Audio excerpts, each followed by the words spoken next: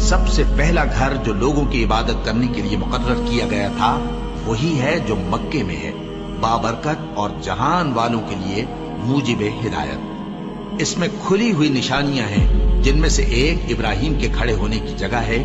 جو شخص اس مبارک گھر میں داخل ہوا اس نے امن پا لیا، اور لوگوں پر اللہ کا حق یعنی فرض ہے کہ جو اس گھر تک جانے کا مقدور رکھے وہ اس کا حج کرے، اور جو اس حکم کی تعمیل نہ کرے گا تو اللہ بھی اہل عالم سے بے نیاز ہے۔ اور جب ہم نے خانہ کعبہ کو لوگوں کے لیے جمع ہونے اور امن پانے کی جگہ مقرر کیا